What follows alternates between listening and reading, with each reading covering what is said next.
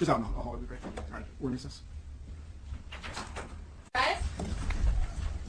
The Circuit Court is appointed for Lake County is now in session. The Honorable Jamie Calvin presiding. Please be seated. We're hearing the matter of the marriage of Andrew Glenn Clark and Amy Marie Clark, case 150602980. Some kind of preliminary things that we have to probably take care of. The first thing is that everyone should know is that Mr. Hobble, you mentioned Mr. Clark's recent criminal case. That had been pre-assigned to me, and so I was involved in the settlement conference in that case, and I did the change of plea in the sentencing. I don't know if Mr. Clark had told you about that, but I thought everyone should know. You did, Your Honor. I don't object to your overseeing this. I don't know if it. I just wanted to make sure everyone knew, so everyone was on the same page as far as that goes. I was not aware that he was married or had a divorce case, and that never came up in the context of the criminal case. There were other legal issues that was kind of spent most of the time that we were talking about. The other thing is, Mr. Hobble, going through your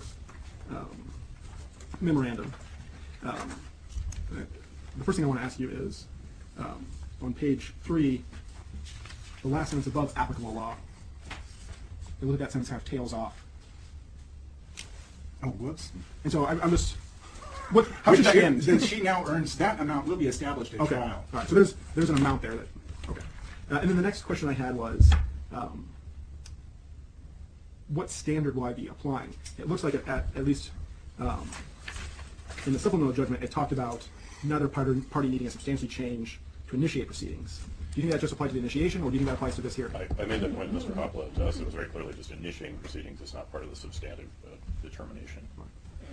Your Honor, I don't follow the logic. If the party doesn't need to allege a substantial change of circumstances to initiate the proceedings, then the party would necessarily be free of having to prove the items that they didn't have to allege in the initial pleadings. So what standard would you suggest that I would? I believe that we're now at Halsey and Halsey or Ludi and Ludi, that just and equitable under the totality of the circumstances.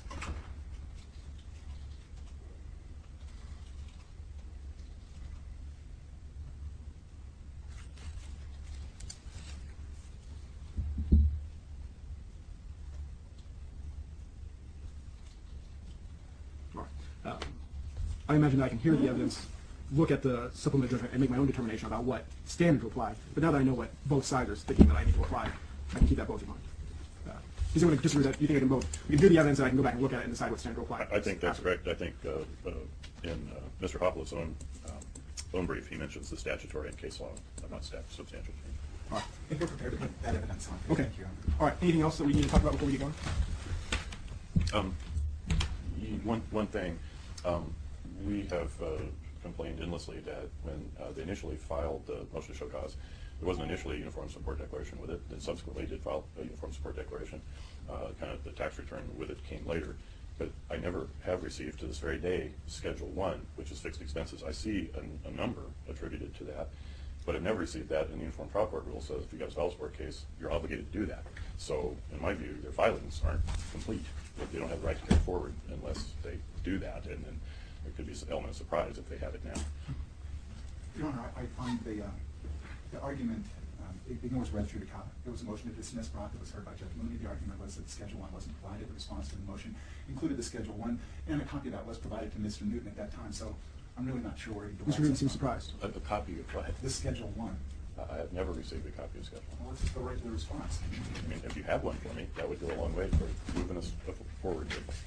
I would point out the motion to dismiss, I believe, was denied because it was based on failure to state a claim. And one part of that argument was Schedule 1, but it wasn't the whole argument.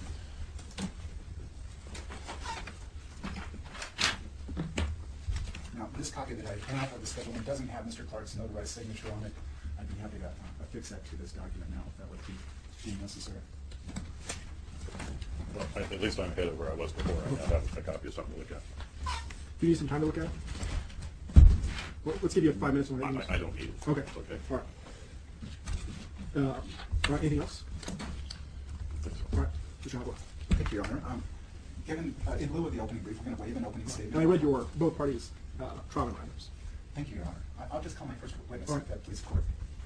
At this point in time, I'd like to call petitioner to the stand, Mr. Andrew Clark. All right. Sir, if you'll come up, just stand between the stand and the jury box there for a second. You can bring that water up with you if you want. And set that down. Raise your right hand. Do you swear or affirm under penalty of perjury the testimony you give in this case will be the truth, the whole truth, and nothing but the truth? Yes, Your Honor, I swear that. Go and have a seat. And when you get yourself situated, I'm situated. tell me your first and last name and spell your last name for the record. Andrew Clark, C-L-A-R-K. Go ahead, Mr. Hopper. Mr. Clark, Your Honor, may I approach the witness through the course of this questioning? You both may move around the courtroom freely without asking. Thank you. petitioner's trial memorandum, which was submitted today, do you have an opportunity to review that? Yes, Mr. Alpla, I have, And Mr. Trial. do you endorse the factual statements that are made in this memorandum as true? Yes, sir. And is the relief that you seek in the end represented and reflected in this document? Yes, it is down here. Are there any corrections that you wish to make other than the sentence that was incomplete, which was brought to our attention in the pre-hearing issue? No, nothing major. I can always go on and on this. I think you did a great job, and I appreciate it.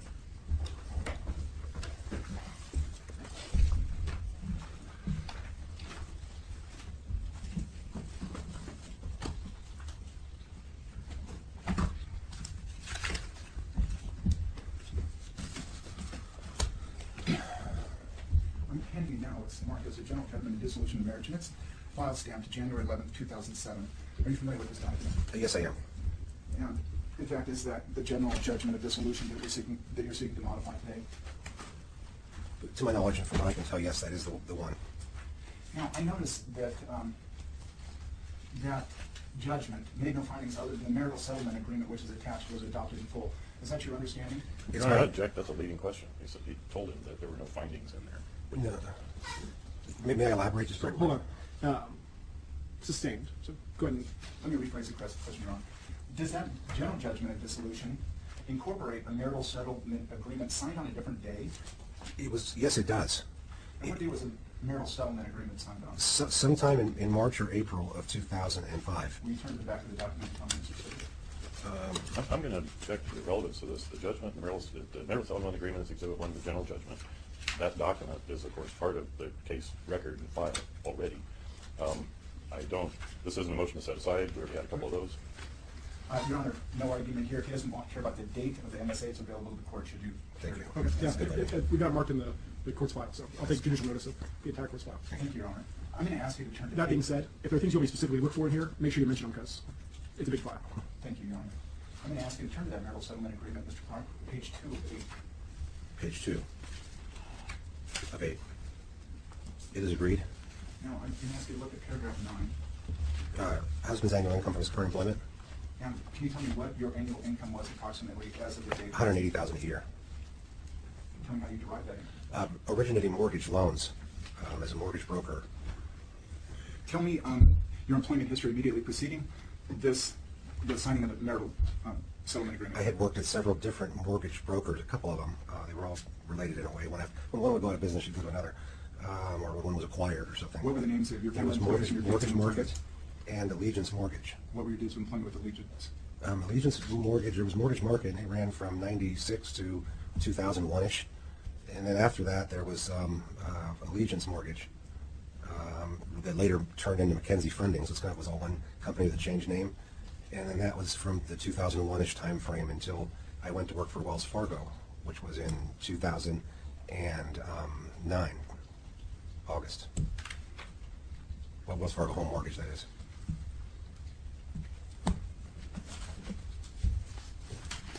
What was your understanding? I'm going to ask you to turn to the general judgment of dissolution, page 3. Page 3 of 8. No, not the marital settlement agreement, page 3. Page 3, got it.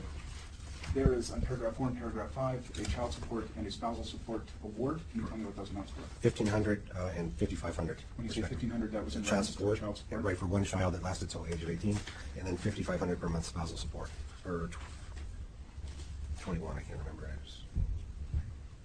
I'm going to ask you to turn to page 1 of the marital settlement agreement. Page 1 of the marital settlement agreement. Yes, go ahead. I'm going to ask you to look at paragraph 6. Paragraph 6, the parties have 3 children. Now, it states that the ages of the children there, At that time, 14, 18, 19. and it recognizes as a recital between the parties that your children have developmental difficulties. Can you explain this to me? Yes, they were diagnosed, at least 2 of the 3 were diagnosed with something called Fragile X disorder. The symptoms are mild mental retardation. All are fully functional in terms of physical abilities. You'll see them riding their bicycles around town unassisted, for example.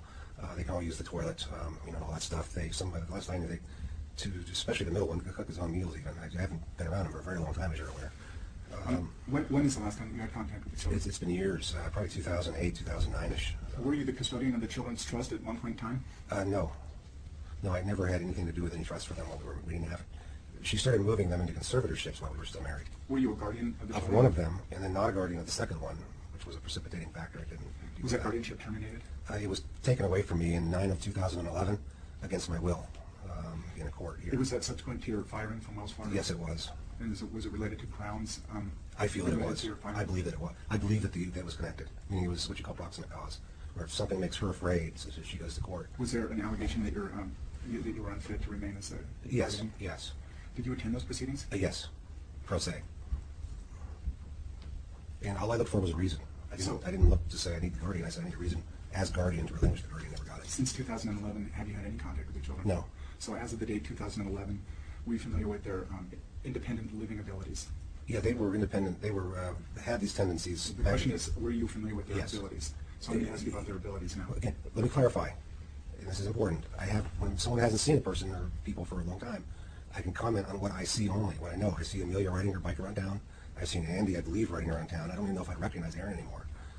Being able to ride a bicycle around town unassisted is somewhat of to me, an indicatory sign of the fact that no one needs to be, they're not like being nursed 24/7 or something like that, To your knowledge, prior to your date when you'd seen them last, had any one of them completed a high school education or a GED? Not in the classic sense. They had to attend the special programs that are within the schools. And during the last years of your familiarity, were they independent in their activities of daily living, bathing, clothing themselves, and preparing food? Very much so. Preparing food, the older one was less likely to do that. The middle one was very good about it. My question is that propensity or ability? They did it. I mean, they just, when they wanted something, they'd make it. And their abilities to communicate, were they fully communicative? No, that's one of the areas you can talk to them and you can easily get points across to them, but they don't communicate back in the normal sense. Someone accused me of that. Thank you. Now, it says in paragraph 7, I'm referring to the same document, the marital settlement agreement, that wife provided a role as a caregiver of the children almost at full-time basis. That's true. So during the course of your marriage, she in fact was a full-time care provider. Except for the several years that she was working outside the home in that time frame. And then in that case, they were going to school and my parents would take care of them after school. And there were several years of that.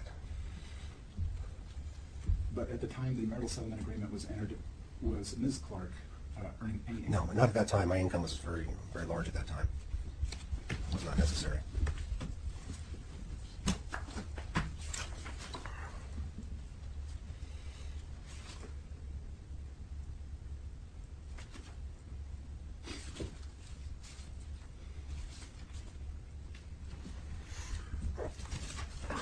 I'm approaching you with what is labeled as Respondent's Trial Memoranda from October 10, 2006. Okay.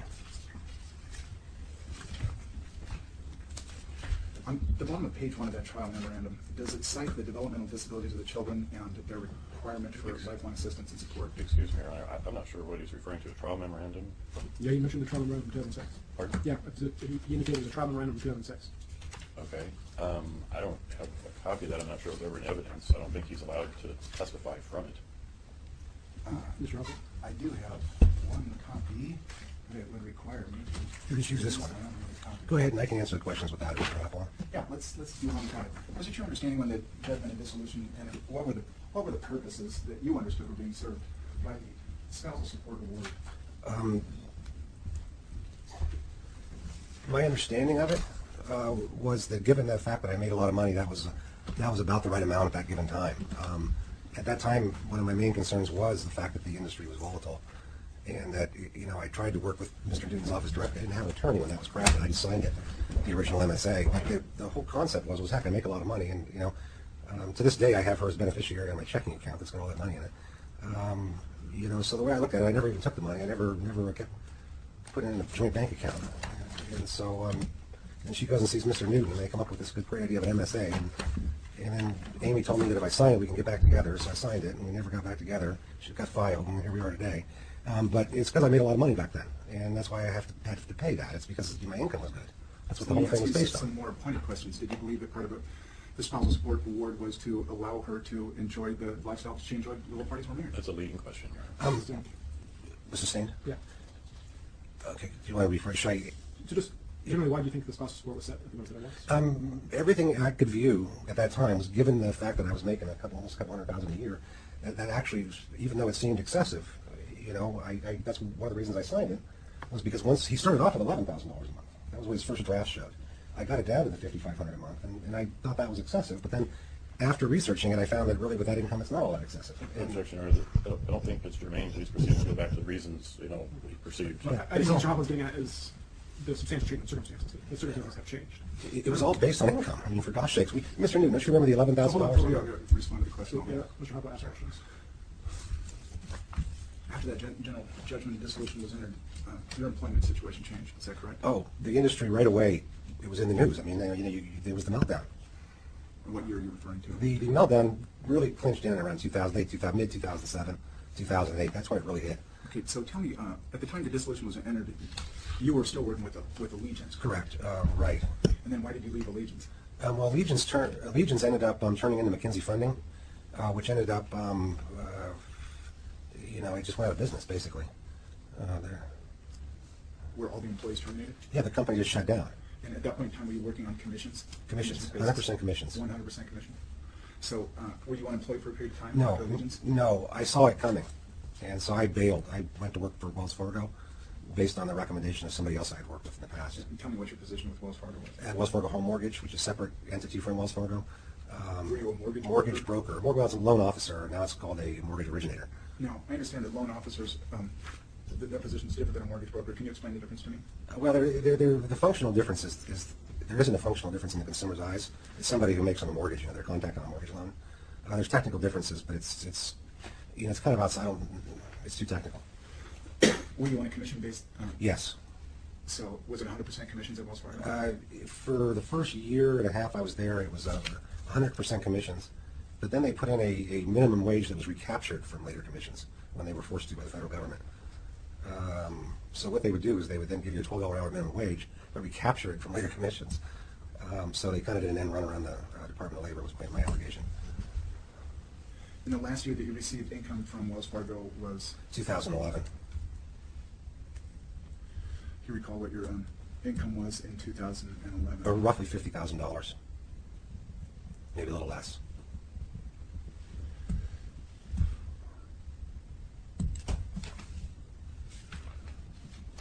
Now, what happened at Wells Fargo? Why did you leave your employment there? I was one of their top producers. There was changes that were mandated, very technical, specific to the job, Dodd-Frank changes. They were not these general vague ones. They were ones that changed the actual dollars. They eliminated yield spread, meaning the brokers could no longer collect this major form of compensation called yield spread. That was a Dodd-Frank change on 4/5/11.